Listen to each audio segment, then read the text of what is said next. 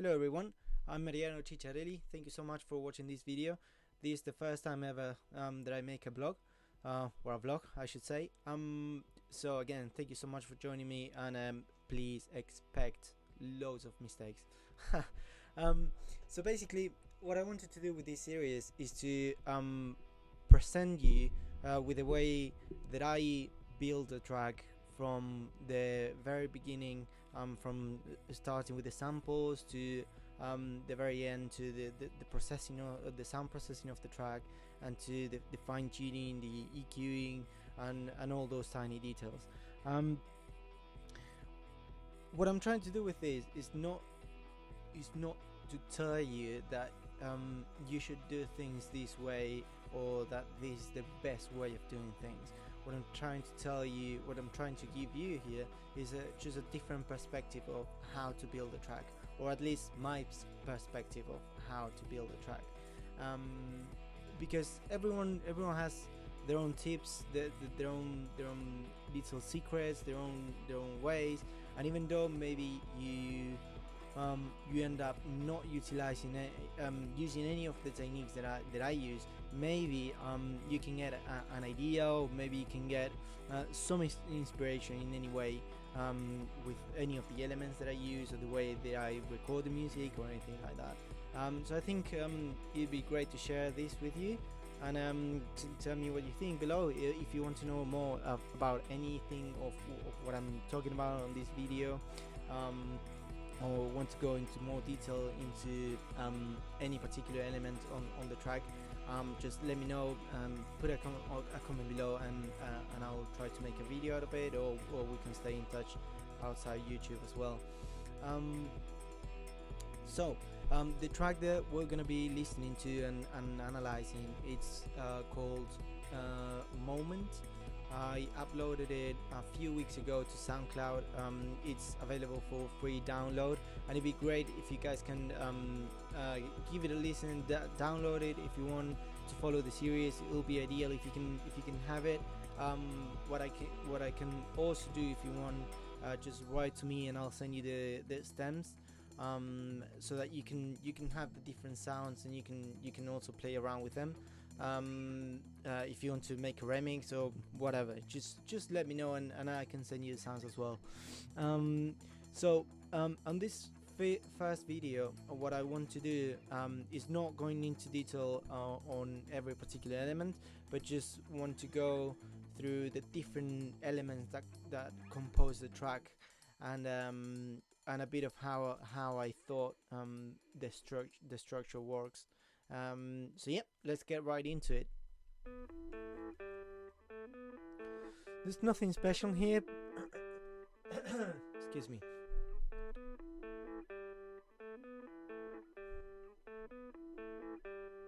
But then if we add a guitar rig and that plugin after playing around,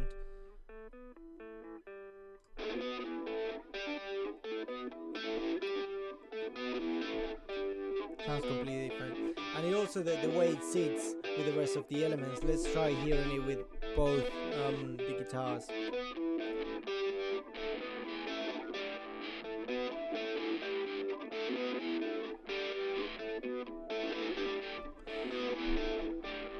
See that I'm trying to boost different parts of the frequencies.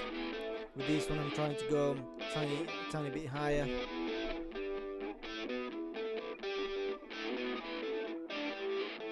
Let's see how that works with the other guitar and the bass.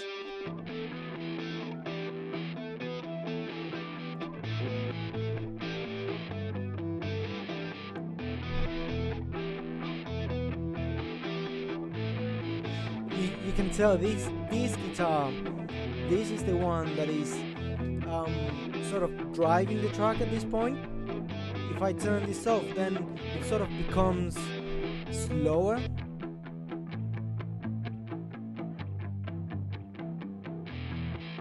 Yep. So you can sort of, it's not like it loses the drive, but it doesn't feel as quick. It doesn't give you that sensation of pushing forward.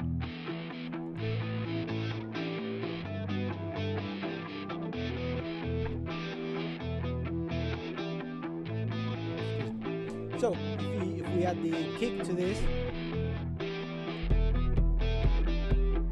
now it starts to make a lot more sense.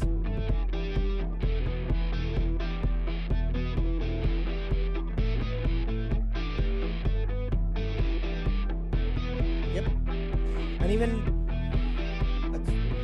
even at some point you can feel a tiny bit of this guitar and these two, actually these four guitars are a tiny bit heavy on the mids, but thanks to the panning and the volumes, if you pay attention, you can actually distinguish every single element on its own place, and it sort of sits on the groove, and they all sit on their place on the groove and give this and add up to it, basically. That's why whenever you turn one off and on, it generates such a different, because every group is thought of so that it builds, every element is thought in a way that it'll build the groove instead of being just its own element or its own groove. Hope that made sense. This channel is actually it's difficult to explain, but sometimes random sounds or random noises or sounds give a bit of texture to the music, and it makes it feel like it's not plastic. It's like it's real. So sometimes I do like adding noises or different sounds that I can make.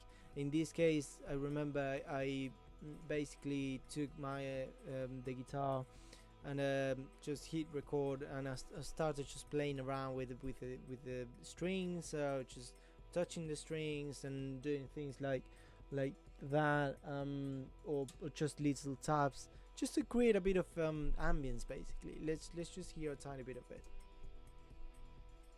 Obviously it's compressed as well, because I'm compressed and EQ'd here. I'm cutting the low end. Just random sounds. Again, to start with a bit of, in this case, and especially at the beginning and here on the break, it sounds like someone is getting ready to play, and I kind of like that feeling, because this sort of music that I'm making, it's sort of, it comes from rock and comes from techno, and something I like about it is like it feels like someone is playing, and this definitely helps to that feeling. So if we can play everything together, let's just these elements here. So if we can play that from the beginning, you can see how it just adds a tiny bit of texture.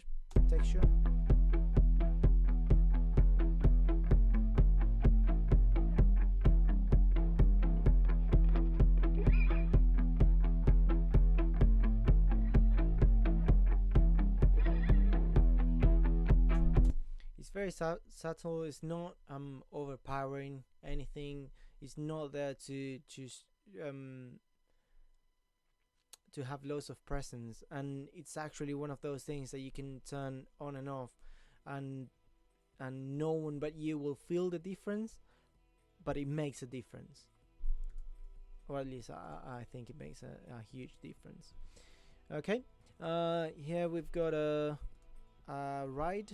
This is a sample that I recorded with some of the real cymbals that I've got there. If you have the opportunity of recording sounds, we'll go into details about this, but it's awesome the things that you can create just with things that are around you. Again, I'm going to show you later in videos the things that you can do, but you can play with anything on this room, or in the room you make music, and a microphone, and you can create awesome samples. So this one, This one I'm actually using a splash, a 10-inch splash, and I'm hitting it on the bell,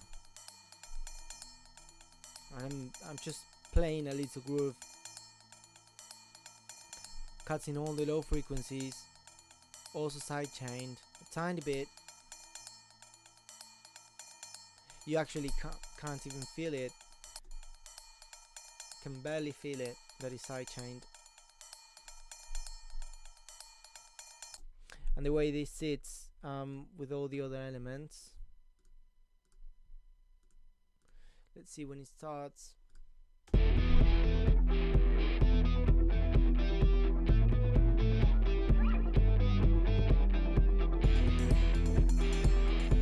Again, building and building and building this groove that I'm trying to present at the end of the track.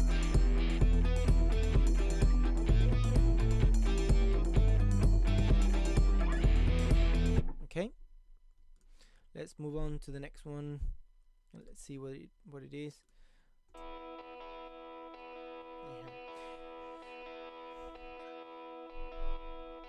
Again, this is one of those cases where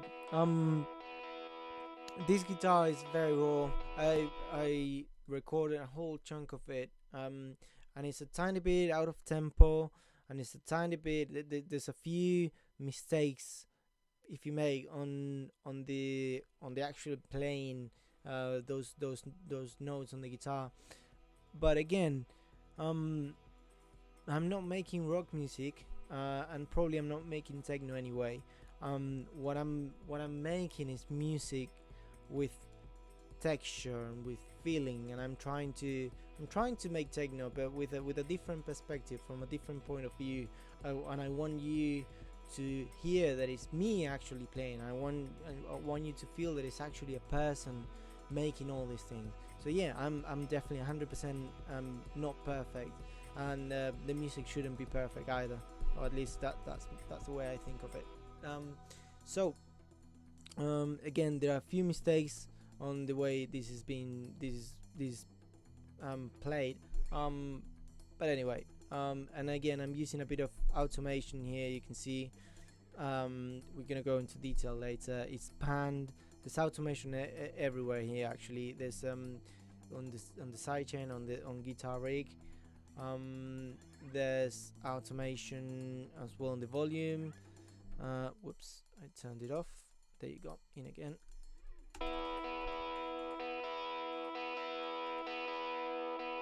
You can hear it's just a tiny bit out of tempo. Here it gets more intense, going up with the makeup from the compressor. If you hear with all the elements.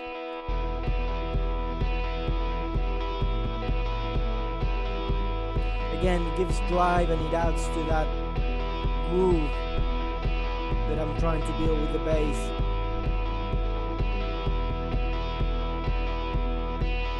And here comes the cymbal.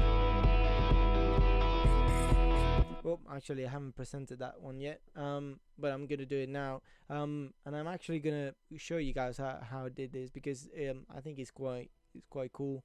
Give me just a second. Let's see.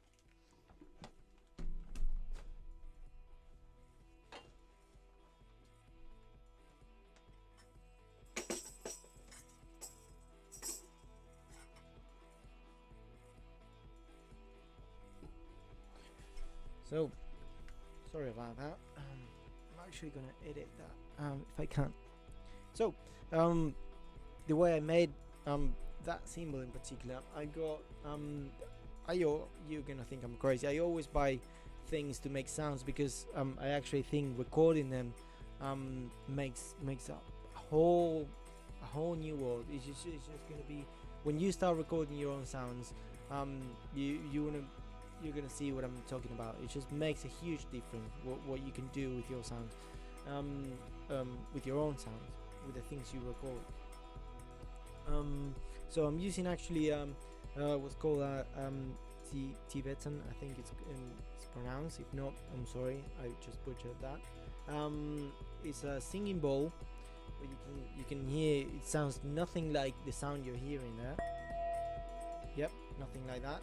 And it's actually something that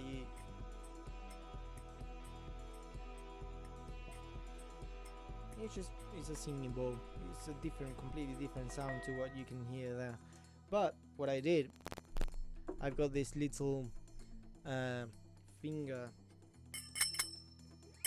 cymbals, and what I did was to put one of them inside a singing bowl, and then now every time I hit it, it's gonna make the singing bowl is gonna make the little cymbal vibrate. So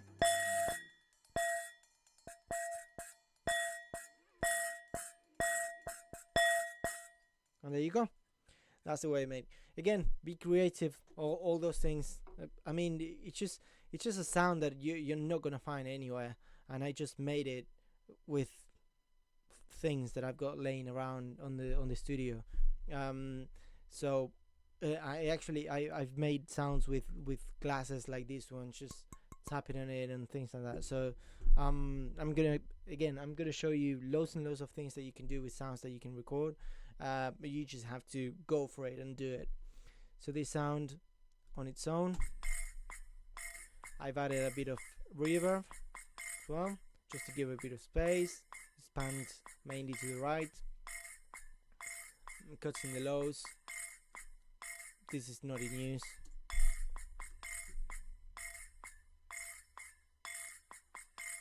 Yep, and the way it works with the rest of the track, again, it adds loads and loads of drive.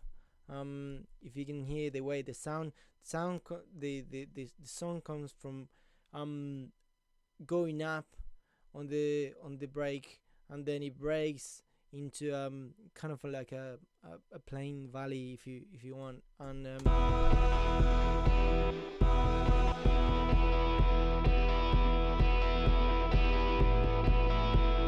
can feel there's no much drive here.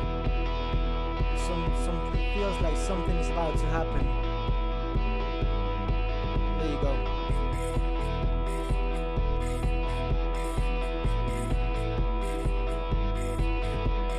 And that between that cymbal and this one, those two elements create the main groove that you can feel, and all the rest is just working around it, just to build that groove and to push it.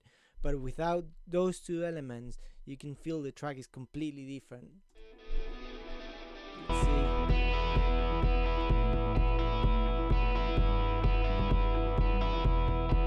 There's nothing happening. But if we add those two,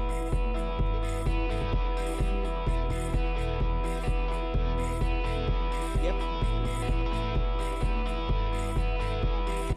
Okay. Let's go to, excuse me for that, sorry for that. Let's go to this one again. It's just a tiny groove that I recorded with the little finger.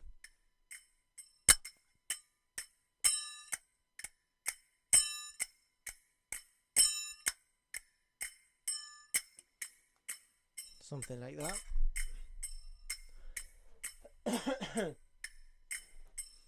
And the way that joins into the track, it's slowly.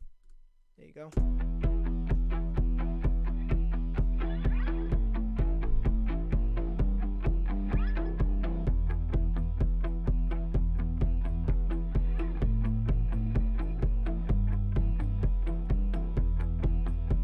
Just taking off a tiny bit more of the low end.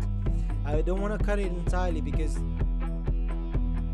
there's a tiny bit of edge on the low end as well, which I want you to hear. It's slowly coming in, slowly building into that groove. By the time the main guitar, the lead guitar comes in,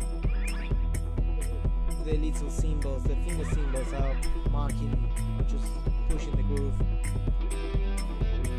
There you go.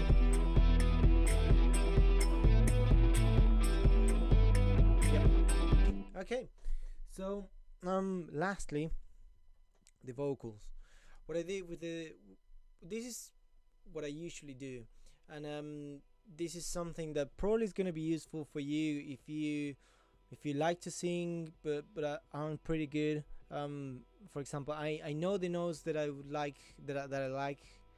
I know the notes that I want to record, but I'm not a great singer. So what I do is to try to create texture with my voice.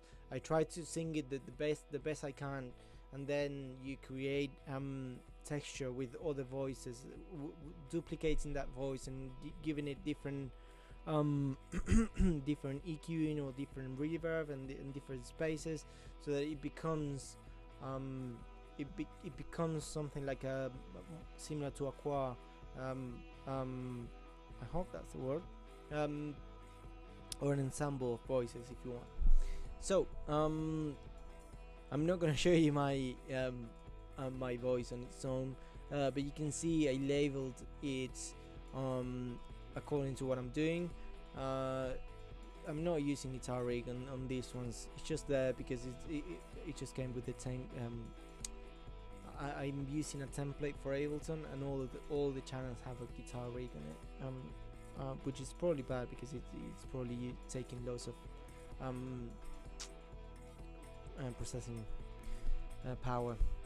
So I've got a clean voice on the right, a clean. This is probably, yeah, this is on the right as well, but you can feel they are different. Let's see if I can. I'm using long reverb, and yeah, I'm actually using the guitar. Oh, it's here. I'm using an entire reverb and delay for all the channels inside this group.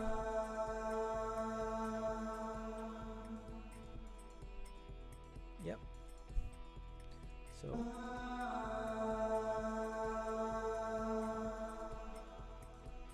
now adding another one on the right, another one on the left, with different. They've got different EQing, different places.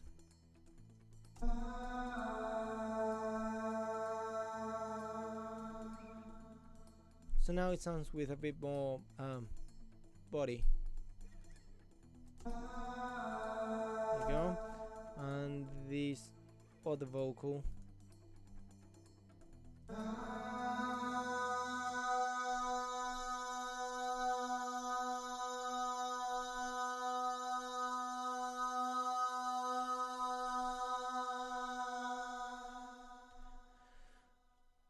Which again, on its own, it doesn't make a whole lot of sense. But I think in the places that I'm using the vocals, are places that just give you a signal that something is about to happen, or that it just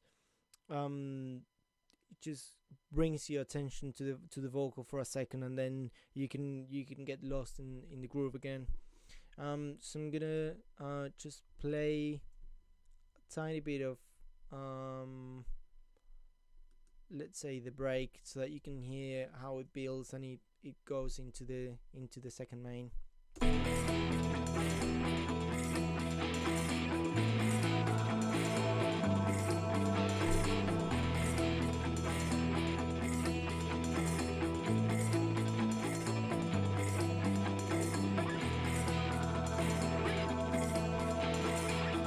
Here everything has its own space.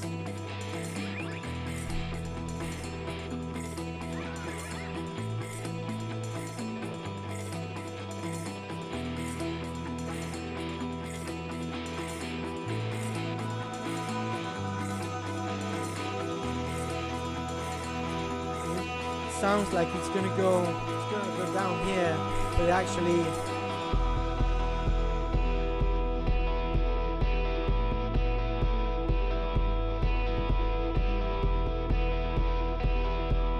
then it starts going up again, building the groove.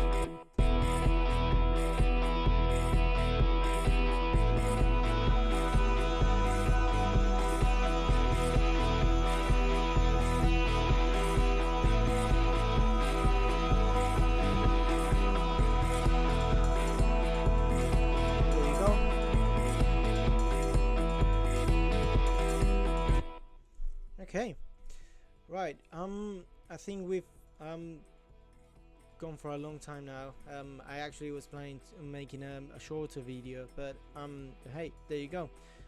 We've gone into how the track, how I prepare the structure of the track, how I sort of thought on how to build it and how every element sits in the track, and but we haven't gone into details into anything, into how to create the sounds, how to record the sounds, how to sound process them, or anything like that.